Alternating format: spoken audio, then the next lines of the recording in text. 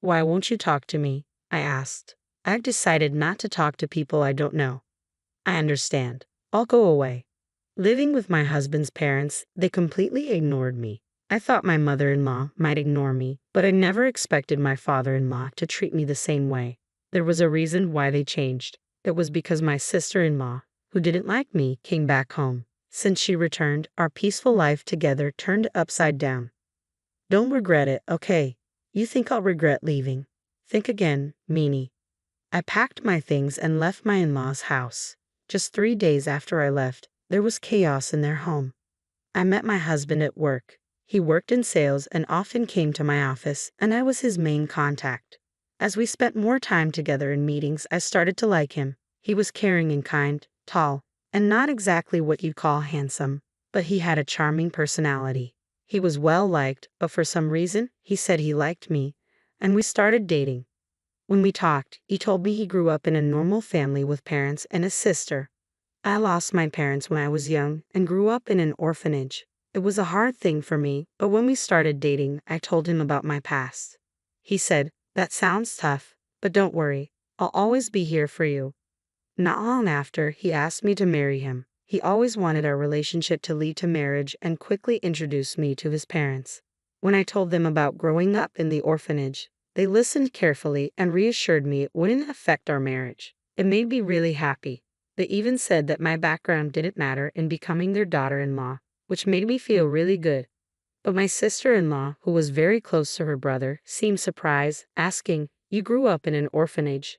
My husband had to scold her. Looking back, she probably didn't like me from the start. I didn't think much of it then, just assuming we were still getting to know each other.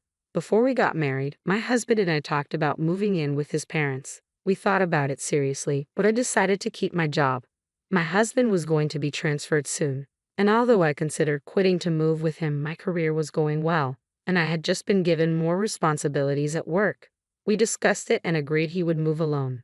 After our wedding, I wanted to enjoy being newlyweds for a while.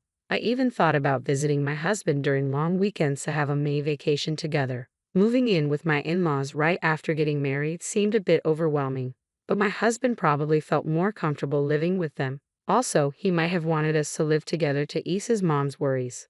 Since I lost my parents when I was young, I always wished for a family, so living with them didn't seem entirely bad. Besides, my in-laws had always been nice to me, and I grew to like them. It was tough juggling work and my role as a daughter-in-law, but having a family made me happy and complete. One day, my father-in-law came to me with a surprising request. It was the beginning of some trouble in our seemingly happy living arrangement. It happened when my usually anxious mother-in-law, who often acted bossy towards my father-in-law, was out shopping. I was getting ready to do some cleaning on my day off when my father-in-law asked to talk to me. "What's up?" "Well, I don't want my wife to find out, but I need to take time off from work." "Time off?" I asked, surprised. He explained that he'd been having problems with his boss and coworkers, and his health had gotten so bad that he had no choice but to take a break. My mother-in-law is a nice person, but she's always anxious and a bit overworried. Living with them, I notice how she tends to fret a lot, and my father-in-law walked on eggshells around her to avoid upsetting her. He had always been on the thin side, but lately I realized he seemed to have lost some weight. It would have been nice if my mother-in-law genuinely cared about my father-in-law's weight loss. But when he took a sick day because of a cold before, she said, "A cold? Everyone else at work is climbing the career ladder. You're always taking days off for health reasons. That's why you're not getting promoted." Instead of being concerned, she tended to criticize him. He probably tried his best to keep going, no matter how bad he felt. But his health got worse, and he secretly took time off to go to the hospital. He was struggling both mentally and physically. With him leaving work early, often being late, and calling in sick, there was talk about him needing to take a break from work. But he didn't want to upset my mother-in-law at any cost. If he suggested taking time off, she'd likely get really angry. Also, my father-in-law didn't earn much, and he relied on extra pay from working overtime. Taking time off would mean a significant drop in income. If he told my husband, he might tell my mother-in-law, so he came to me, asking if I could help with the bills. If I mentioned taking a break, she might even leave me, he said. Hearing that hurt, I was grateful to my in-laws who had accepted me warmly, regardless of my past in an orphanage. Wanting to support him, I decided to help him out during this tough time. Okay, I'll send you money every month. Use it for expenses. I'm really sorry. I'll try to get better soon and go back to work. Thank you so much. After that, my father-in-law continued to pretend to go to work while I sent money to his bank account for living expenses. My mother-in-law wasn't very thorough with checking her bank statements, so she didn't notice my transfers. He'd act like he was going to work but instead went to a mental health clinic or went for walks in the peaceful mountains. Over time, he started looking better. I thought he might go back to work soon, but then something unexpected happened. After a fight with her husband, my sister-in-law went back to her parents' home.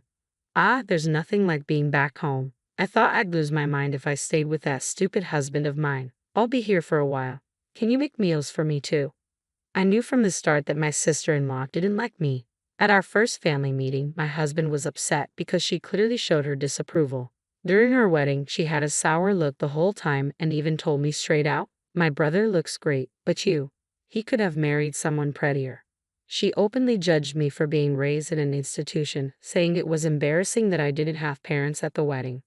However, she got married before us and had already moved out, so I thought I wouldn't have to deal with her much. That's why I thought it would be okay to live with them. If she had still been living at home, I wouldn't have even considered moving in, knowing how she would treat me every day. I thought her stay was just temporary because of her marriage problems and expected her to leave in a few days. Even though she was stern with my father-in-law, my mother-in-law had never been harsh towards me. Even if my sister-in-law made mean comments, I believed my mother-in-law would defend me. But I was wrong. One day, when I came back from work, my mother-in-law's behavior seemed strange. "Is something bothering you?" I asked. She seemed distant, not talking to me like usual. When I asked her what was wrong, she said, "Did you know you've been talking about me behind my back?" "What? I've never said anything bad about you. You've always been kind to me, and I'm really thankful. Why would I say bad things about you? You've been acting like the perfect daughter-in-law, but you've been talking behind my back." "Whatever," she said, leaving the room. In the hallway, my sister-in-law was smirking. "Looks like you're not in her good books anymore. Did your true colors come out? Being from an orphanage, your background really does matter, huh? It's best not to gossip about people, you know."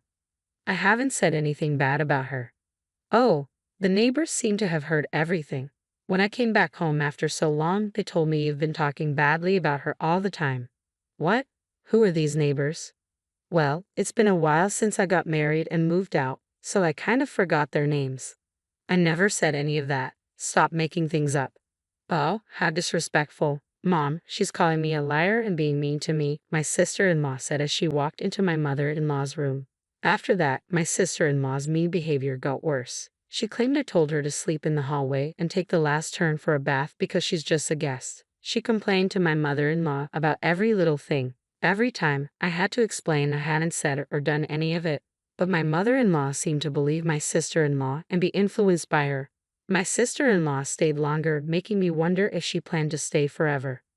With all these worries, I went home feeling sad. I'm back. Before, my mother-in-law would warmly say, "Welcome back," but now it was quiet. "I'll start making dinner," I said, stepping into the living room. I was surprised. Usually, my sister-in-law would rush me to make dinner, but now my mother-in-law, father-in-law, and sister-in-law were eating sushi together. Surprised, my sister-in-law said, "Oh, looks like someone who isn't really family is here.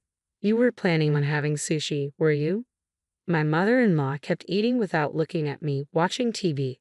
"If you wanted sushi, you should have told me. I came home right after shopping," I said. "Ha! No one said they wanted that," my sister-in-law replied, not even looking at me.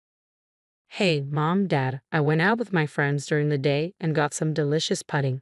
Let's eat together," my sister-in-law said, ignoring me.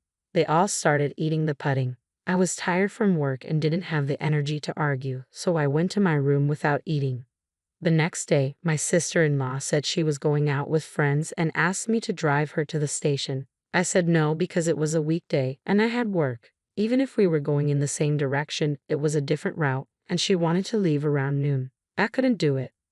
"Just take the day off. It's fine. Your cute little sis-in-law just wants a ride. She hasn't had a chance to relax since she got married, right? Can't you be a bit nicer to her now?" she said. With all due respect, didn't you go out with friends last night after getting a late call? It seems like you've been going out almost every day since you came home. I have work. Please take the bus or train. My mother-in-law and sister-in-law were talking quietly, but I was done and left for work. However, that night, the event that made me decide to leave this house happened. I got delayed at work and came home after buying groceries, expecting to face some criticism. It was raining heavily when I left the office, and I got soaked just getting in and out of the car. I wondered what nasty surprise was waiting for me tonight. But when I got home, they were all eating takeout again, just like the day before. No hello, acting like they didn't see me. But I was used to it. I looked out into the courtyard from the hallway and saw something in the middle of the garden. Looking closer, I saw it was my stuff. My designer bag that I bought with my first paycheck, shoes that were a birthday gift from my husband, and even my work computer, all wet. I was shocked, and my sister-in-law said with a smirk, "Having the strangers' things in the house grossed me out, so I threw them out." Flaunting a designer bag like that, how arrogant of you. Neither of my in-laws said anything about her terrible behavior. Why didn't you stop her? Have I done something to you? Do you really believe her lies about me badmouthing you and bullying her? Aren't you upset with her for what she did? I asked. My mother-in-law avoided my eyes and stayed silent. Why won't you say anything? I asked again. I can't talk to strangers. I can't be friendly with someone who's not family, my mother-in-law replied, not even looking at me. My sister-in-law grinned, waiting for me to respond. Wait, where's my father-in-law? I've been the one supporting him during his time off. I've been the one handling finances in this house. I did it out of gratitude, but shouldn't he stand up for me now? Surely he'd be on my side.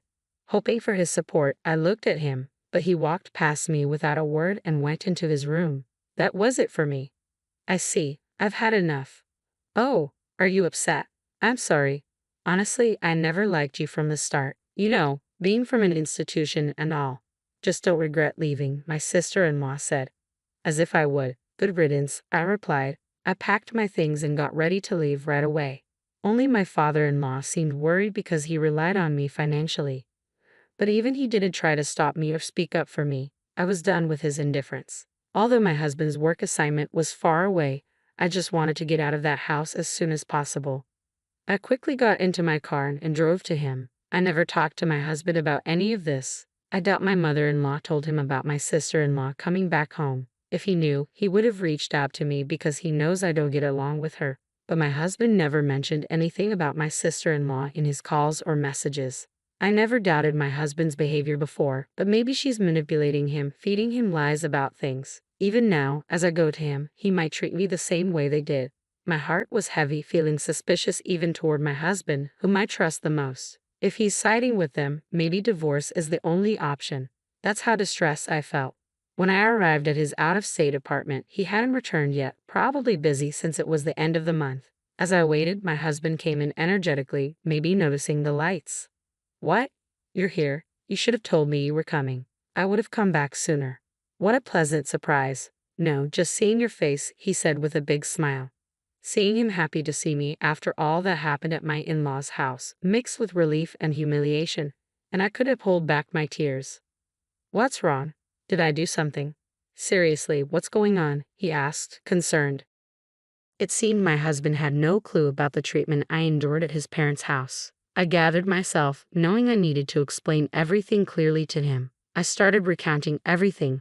How I've been financially helping his father who took medical leave without telling his wife. How his sister returned and was now staying at their parents' house. How she lied about me to his mother, turning her against me. How they treated me like an outsider, ignored me, and even ruined my belongings by leaving them out in the rain.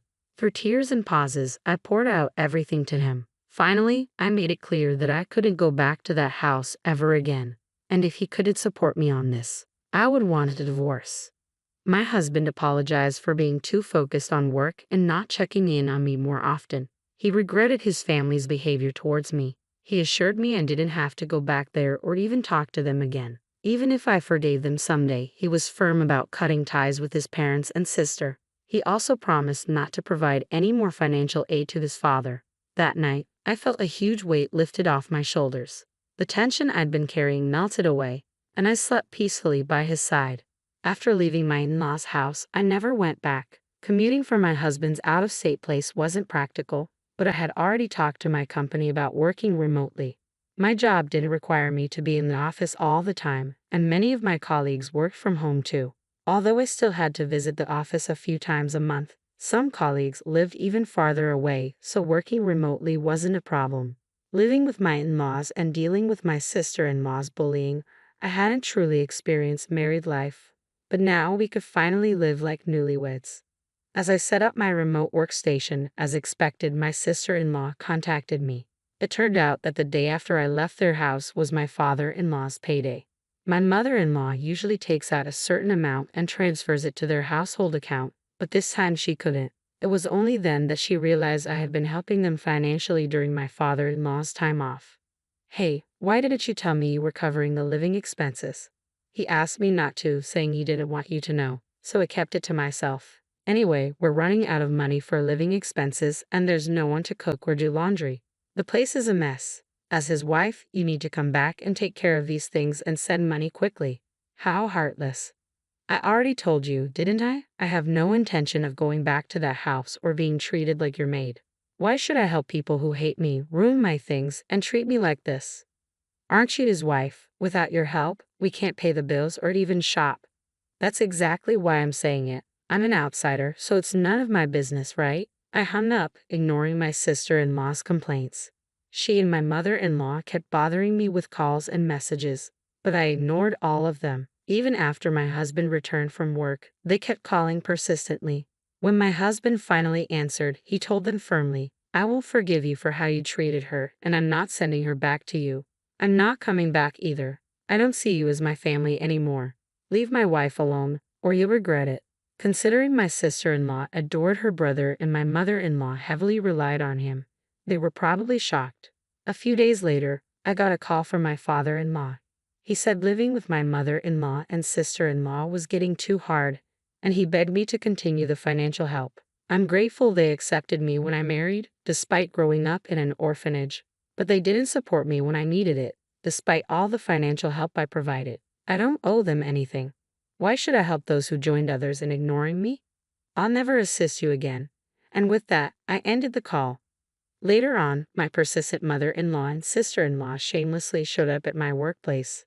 Since I was already working remotely and had a bad feeling about them, I had informed my company about the situation. Security was alerted right away. They caused a scene, demanding that the company make me send money back home. When my husband heard about it, he said, "Report them to the police." My colleagues were supportive, saying, "I can't believe you had to live with those people. Focus on your remote work with your husband." As for my in-laws, my father-in-law's health declined under the pressure from my mother-in-law and sister-in-law, and he eventually quit his job.